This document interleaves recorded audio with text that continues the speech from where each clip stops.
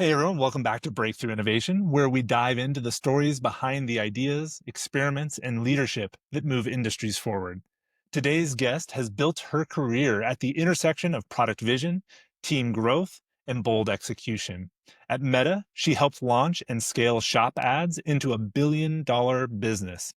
At Amazon, she founded a new social vertical during the pandemic and grew the Alexa mobile assistant to millions of devices worldwide. Most recently, she's redefined innovation in the HR tech space as the chief product officer at Lattice. Neha Monga brings deep insight into what it takes to innovate, not just at the product level, but at every stage of your career. She's scaled billion-dollar products, pioneered social commerce, and now builds cutting edge AI capabilities to power the future of work. But what sets her apart is a willingness to question the status quo and a refreshing honesty about the lessons learned along the way. Neha, welcome to Breakthrough Innovation. I'm really looking forward to this. I'm glad you're here. So excited to be here and having this conversation today. Thank you for having me. Yeah. So maybe to dive in, I was really enjoying our conversation before we started about this idea of breaking the rules sometimes and how there's some power in that, or maybe it's even defying expectations. Can you share a time where you've done that, where you've broken the rules or defied expectations and it actually led to a breakthrough? Absolutely. So oftentimes, people see breaking the rules as like, oh, let me find out what the rules are and break them. But a lot of times it's just as simple as what assumptions are we making? What things are not, we're just like, continuing to move on and like, not rethink and re-question, plan our work around that, right? So one such example was when I first joined Lattice, the focus of the company was on the mid-sized customers, smaller and mid-sized customers. And it was just assumed without having questioned in the last 5 years that this was our ICP, ideal customer profile. And I think this was not me like, finding out, oh, this is a rule to break, bringing my fresh set of eyes to see, is that even the right decision? What am I seeing? Is this the right market for us to go after? So I noticed through data, through talking to tens of customers in the first couple of months that I joined Lattice was there was a there was an organic pull for our product among larger customers. And so, then, we have made an assumption and we made it a rule that, hey, we're going to go focus on our mid-market customers. But we have so much more pull and interest from larger customers who are clamoring to use our product, but they run into gaps and, problems with it. And those are things that are very easily fixable. So I remember when I first stated that, and everybody's like, what? No, we have operated too far in this to like focus on our mid-market customers. We think we understand them. We don't know how to sell. It's like, well, but here are the customers who are trying to pull this product out of our hand. They're outgrowing us. They're becoming much bigger when they first started as medium-sized companies. And they constantly asking us to, like, first of all, they're very happy and they want us to do more for them, right? Why wouldn't we support them? And I think this just boils down to one of the career lessons I've learned. Always follow the customer, always follow customer needs and meet them where they are instead of expecting them to like, hey, they should do this versus, hey, they want to do this, right? So that was kind of what I was going off of. And as I started digging deeper with my finance team, sales team, marketing team, it became abundantly clear that, that is where the demand was. That is where we have bigger room to play. It's actually better for our business and so on. And when we started some execution, some testing around this, and we saw immediate gains. We had customers who had left us starting to come back because, like, now we support you guys. You were outgrowing us, now we support you. And that was actually really good validation that, yes, let's follow the customer, let's do what they want us to do instead of, like, making these artificial constraints and rules for ourselves on where we want to operate and where should we operate versus where we actually want our customers to be. No, and I like that. And it sounds like it's less about like breaking an explicit rule because there's a lot of risk that comes with that. And it's more about looking at these unchallenged assumptions and maybe blind spots that have grown over time. I'm curious, as you're doing this, what I hear you saying is the way you made that successful and safe is you told a story with data. Is there anything else you did that kind of helped you make it safe to challenge that assumption and to actually be able to implement rather than getting bogged down? Yeah, in Amazon, we used to really have a word around this, like, are there any sacred cows that we're not going out? And, best leadership teams make it clear there's no sacred cow. If there's data, and we have customer feedback, we should be able to learn based on that and create some hypotheses, and in a very systematic fashion validate them and test a few things out at least before just like shutting the door completely, right? And that is also a way to de-risk it. Yes, we have like starting with what is the signal you're getting from the market that a rule needs to be broken. How will you separate your signal from noise and start validating the signal and getting a louder, more clear evidence that that is indeed true? And then starting to make execution in that, where it's like, hey, I just heard the signal, maybe noise, but let's just jump both with 2 feet. Right. Doing careful execution around the signal and trying to get a better sense on how true this is versus this is noise. And sometimes it's also about seeing other patterns across other products and markets. Like, okay, others are seeing similar things, maybe in different industry. That's kind of pattern matching that you develop over time and being able to clear that noise out and like focus on what's important. Also talk about one-way door and two-way doors on is this a reversible decision? If you're wrong, what will we do? And those are just some of the tactics that de-risk the decisions, especially when they're pretty fundamental, like who's our customer? Well, it's interesting to me. You talk about looking for the signal in the noise, which I think is great, and then validating that. So what are some ways that when you found that signal, how do you move forward with validation in like small ways, safe ways? I hesitate to overuse the word safe because I think innovation inherently has to have risk. Yeah. But how do you move forward with that validation? Yeah. And that's a great question. Especially, a lot of people don't realize that in startups, risk is hard because there's only so much runway. So there's more greater validation required before you make a big bet like this. And it's very important to be very clear on how you measure success. For example, in this case, I was like, well, we're not gonna like tomorrow acquire 5,000 new customers who are in this segment. Can we just retain our existing customer who happen to be outside of our ICP in this segment? And that to me is a very good signal. So it's not like we are redrafting our first. Let's just start with retention. Can we retain these customers better if we did X, Y, and Z product changes? And the answer was yes. Our retention in the customer segment improved tremendously. In fact, some of the customers who had left us came back. We can't name them, but they're like really popular brands that you might have heard of already. And that was to me validation, like, yes, this is working. Let's expand on that more. Let's do more of that because clearly this is resonating with our larger customers. So what I hear you saying is oftentimes, like especially if you look at retention, there can be ways that are very low risk to at least get a little bit more data that helps build your case to take the next slightly bigger risk. And it's that type of progression. And I love this idea of just kind of challenging the status quo constantly and using the power of validation. And it's great that you've been able to do it. How have you been able to help your teams do that? Yeah, that is such a great question because one of the things I need to do as a CPO, as a leader, is also create an environment where others can take similar risk, like calculated manner naturally. One of the things, you have to do is like lead by examples. Show where you have taken risk and be that example of like, yes, we challenge assumptions and it's okay, it's new. Secondly, doubling down on the word safe that I just used, being, having the psychological safety around, yes, if I fail, it's not going to be a material impact on my employment, right? Right. For example, I used to run these product reviews for my teams, and I had two sections, wins and learnings. There is no failures, right? They're learnings. Fine. So my advice to the team is I hope you're winning. Or if you're not winning, you learn why you didn't win and you're using that to turn that around, right? So it's not, oh, we failed, we learned nothing. That is not acceptable. We failed, we learned this, and now we're turning this failure into success is what I'm looking for. So making sure that's very clear to the team, suggesting ways even like, hey, have you tried this? Oh, you feel like not safe taking this risk. Why is that? And diagnosing that. And sometimes it's as simple as my team's proposing ideas to me that I don't agree with, but letting them have the risk in a manner that will not be catastrophic for the company to take it, but learn from mistakes if they are, or learn from wrong outcomes that maybe I could have seen coming, but they did not. And that just builds their own muscle around what are the good risks to take, what are the right rules to break versus the ones that really are not like unbreakable or like won't yield the outcomes that we're looking for. No, I love that. It reminds me of two quotes, and I'm going to try and get these right. So, Give me a little bit of grace here. I think one is Nelson Mandela. Hmm. I never lose. I either win or learn. Hmm.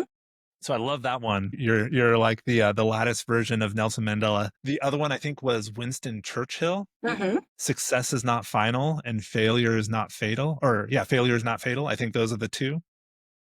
It's something like that. But I love those quotes, and what you're saying reminds me a lot of that. I think you're talking about how do you create the safety for the team to let them experiment and let them try some things. What does that look like? What is that kind of air cover, for lack of a better term? What does that look like in places like Amazon, Meta, and Lattice? Like, how do you, as a leader, actually create that organizational safety that is felt by the team? That is really important to create this air cover, right? Because I don't want my team to be in the line of fire because that's my job as a manager to make sure they feel protected and I'm their safe space and kind of the, safety net in case something happens. One of the things that Amazon and Meta does really well that separates people's sort of like risk and failures from anything else is being very outcome driven. It doesn't matter till 10 times. Did you hit the outcome that you wanted, right? Let's say our goal is like, hey, we want to grow this product by 50%. You did experiment one, it was a failure. Fine. No ding on that, right? But you did experiment B, learning from that, and that was a success, right? So always focusing on outcomes versus the inputs and knowing that 80% of your experiments will fail. If 80% of your experiments are not failing, only 20% are, that just means you're not taking enough risk, right? And making it abundantly clear and, you know, sharing this data and stats regularly that failed experiments are not wrong as long as you're learning and as long as you're driving the outcomes and then obviously me as a manager or leader, helping them get to the outcome, whether sometimes it's hand holding, getting more involved or just more coaching. But it's important for me to let them have the space to learn by themselves by doing versus being directed every single, kind of maneuver you might have. Well, and it's how you scale your impact as well. If you have to lead everything, you can't do what you need to do as an executive. So I think there is that, and maybe that kind of leads into kind of that wrap up question to some extent of how do you shift from individual contributor to executive Right. in the product space? Like, what does that look like? How do you actually scale your impact? And like, what are your pillars of that progression? As you go from being kind of out of college or first job at PM to being a product executive, many dimensions are changing. When you first start off, you're given a very clear problem and you have to execute to a certain outcome that has been defined for you. As you grow further in your career, you will see more ambiguity. Well, maybe you're giving the problem, but not the solution. Next level, you're not even giving the problem. Go figure out the problem and then have a solution and then tell us what the success even looks like. And this ambiguity only increases. And then the other dimension that starts coming in as you become a product leader is not just about execution. You keep on layering on. Now it's about product strategy. Then it's about product leadership in terms of managing people. And then it's about culture of teams and companies. And this is these dimensions start growing, which is not something that is available at an IC level. So I think that is one of the changes that I see. And the dimensions one must think about growing as they're going from, being an IC to like exec. So maybe here's another way to look at it. If you were able to talk to yourself a year or two into your career, knowing what you know now, what advice would you give yourself? Let's start by busting two myths, right? And like there's a ton of advice. I can definitely give a lot of advice, but I feel like there are two myths that are like so ingrained in people, and I would love to bust them. Number one, that hey, I want to grow in my career, I have to become a manager. Right. And one of the things that's happening, as you hear about like organizations are trying to flatten, they're trying to reduce the number of managers and lost in translation messages between the org leadership to ICs. There's a desire for still having very senior product people, but then they're ICs. They still have the same complexity, scope, and impact, but they don't have to have that through army of people, right? That is a change that I'm seeing shift. In fact, I was talking to a friend of mine who works in FANG, and she told me that in the FANG company that she works for, she's seen the number of senior principal PMs who are director level PM at FANGs doubled in the last 1 year, right? So you can still have the same complexity, high judgment decision making and execution even at that level, management is not a prerequisite, especially if that is not something that you're keen about either. So I think knowing that, and I have too many people like, hey, I want to become a manager. Why? Oh, that's a way to grow career. Well, that's not the only way. And that's why I would like to bust this myth right here. Second thing that I hear a lot, or I see people make this very common mistake, like, hey, I just become a manager and I must become very good at all managers to dedicate my life to being a manager. Great, but I think there has to be counterbalance. You have to still need to keep growing your product expertise because that's required for, first of all, coaching your people, because sometimes you're coaching by showing and doing. And secondly, you have to keep on increasing your depth and problem solving and complexity handling as you go into higher levels and still be the player coach versus just becoming a management overhead. And I think that is really true in today's world where they're expecting even the higher level managers to be very hands on and be T shaped managers like breadth, also depth, versus just like a breadth manager who just manages a lot of people. So if I could, I would put these two myths, management is not everything, still continue growing your, IC skills to the next level and the next level, because that is going to the most career additive thing you can do for yourself. No, I love that. I think that fits into the theme of this conversation so well, of challenging those assumptions. I, it's always amazed me how many people make a career move because that's just what you do. There's no thought. They've just said, nope, that's the path. You do this, you go graduate college, you get a job, you get married, you have kids, you get promoted. Like no one challenges those assumptions. So I like that idea of you don't have to manage to progress. I think one distinction I might make is if you want to progress, you may not have to manage to progress. You still have to lead. That leadership just may come in terms of outcomes and vision rather than individuals. I love that issue. I think that makes complete sense, because your impact, your vision still has to keep growing and your leadership through other Yeah.